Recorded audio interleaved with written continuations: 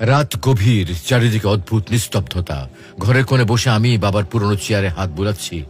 মনে হচ্ছে বাবাই যেন এখনো আমার সামনে বসে আছেন, কিন্তু বাস্তবতা বড় নির্মম। বাবা কিন্তু মারা গেছেন অনেক আগেই।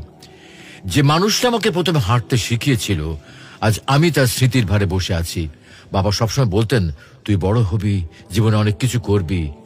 কিন্তু এখন আমি যত বড়ই হই না কেন, বাবার স্নেহ ভরা হাত আমার মাথার উপরে নেই। বাবা ছিলেন পরিবারের ছায়া। নিজের চাহিদাগুলো দমিয়ে আমাদের জন্য দিন রাত পরিশ্রম করতেন। বাবা বরাবরই পুরনো জুতো পরে অফিসে যেতেন। রাতে ক্ষুধার কথা লুকিয়ে বলতেন, আমি খেয়েছি, তুই খেয়ে নে বাবা। এমন মানুষ কিভাবে চলে যায় চিরতরে? আজ বাবার কবরের পাশে বসে মনে হলো, আমরা কত কিছু বাবাকে বলার সুযোগ হারিয়ে ফেলি। কষ্ট হলো বলতে পারি না, বাবা আমি তোমাকে বড্ড বেশি ভালোবাসি। বাবার কষ্ট বোঝার সময়টুকু আমাদের কাছে থাকে না।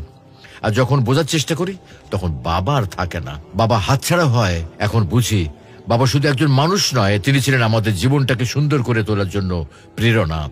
আজ আমি হয়তো সফল, কিন্তু বাবার সেই গর্বিত মুখটা আর কখনো দেখতে পাবো না। বাবা জীবিত থাকতেই তার মূল্য বোঝা জরুরি। তাকে ভালোবাসার কথা জানানো, তার কষ্ট ভাগ করে নেওয়া, এগুলো আর পরে কখনো করা যায় না। যাদের বাবা এখনো আছেন, তাদের বলি, বাবাকে আগলে রাখো, কারণ একবার তিনি চলে গেলে সেই শূন্যতা জীবন আর কখনো পূরণ হবে না।